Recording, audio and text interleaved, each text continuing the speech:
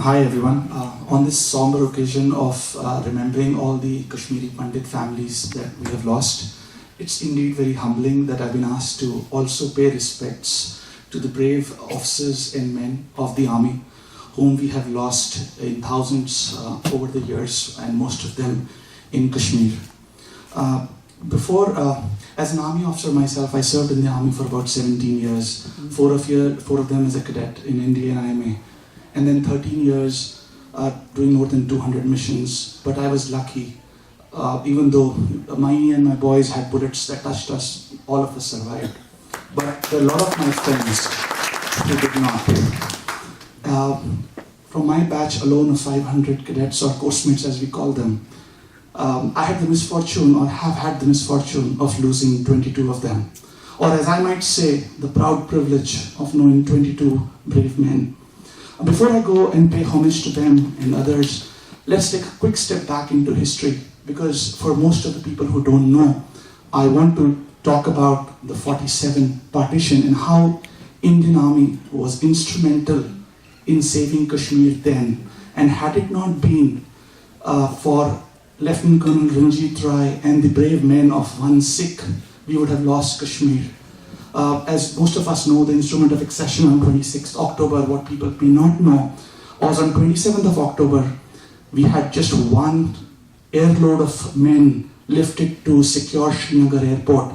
As a matter of fact, Biju Patnaik, who was then the Orissa Chief Minister, was the pilot of this aircraft.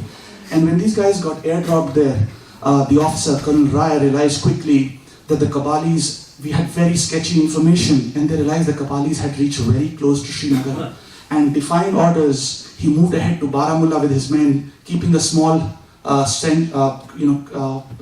of platoon of people back at the airport, because he realized if the people breach Baramulla and reach Srinagar, there's nothing that can stop them. After 2 days of surviving, all these guys, including Colonel Rai, lost their lives, but they saved that one bridge that stopped them from coming inside. And Colonel Rai was given the first Mahavir Chakra of independent India. So to those men, and remember one Sikh, I want to pay tributes. Fast forwarding ourselves to 1990, I want to give a quick story of my childhood. I, like maybe many of you who had the privilege of not being in Kashmir at that time, I was in Bombay as a teenager, as a kid. But being in Bombay, I had my, lot of families in the year of 1990 coming and staying with us. As two kids, we were constantly shunted out of our house or my room because we had families coming and staying.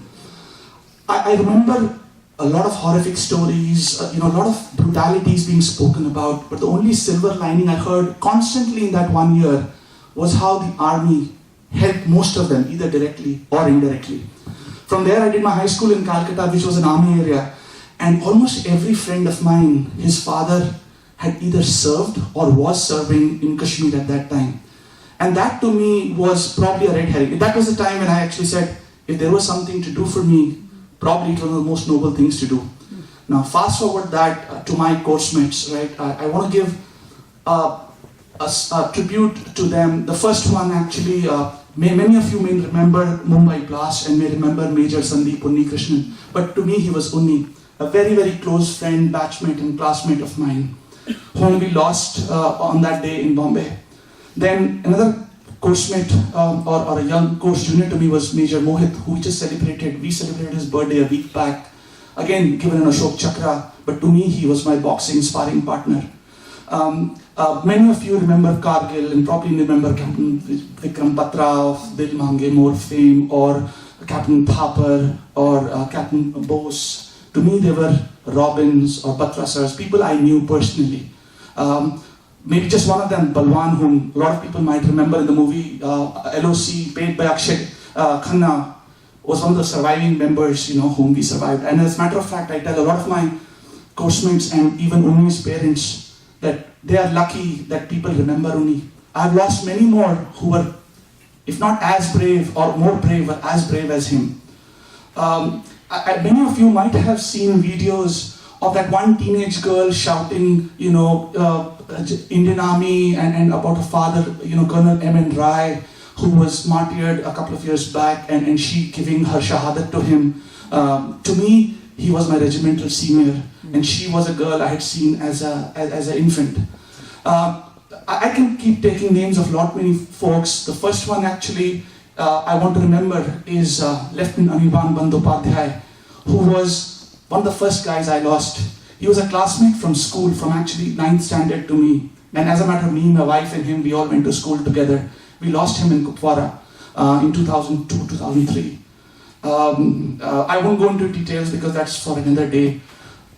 But I can keep on thinking of names of officers, of friends I lost over the period of time. But I think that the only thing I remember continuously is everyone from all religions, from all castes were there to save us as Kashmiris, as us as Indians.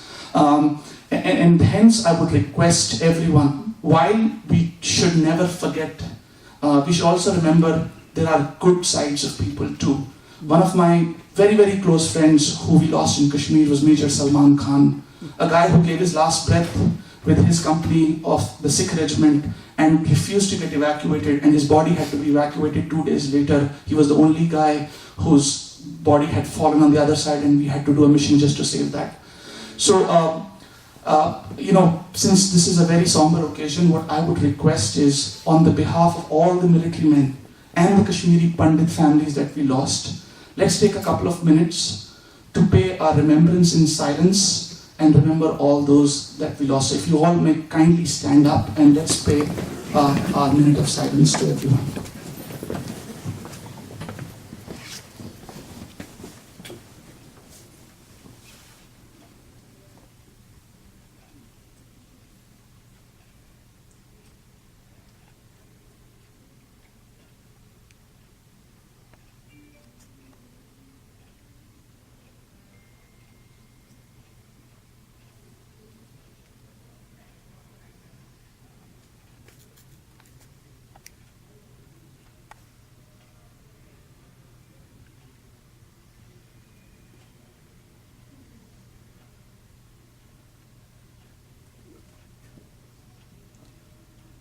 Thank you, everyone.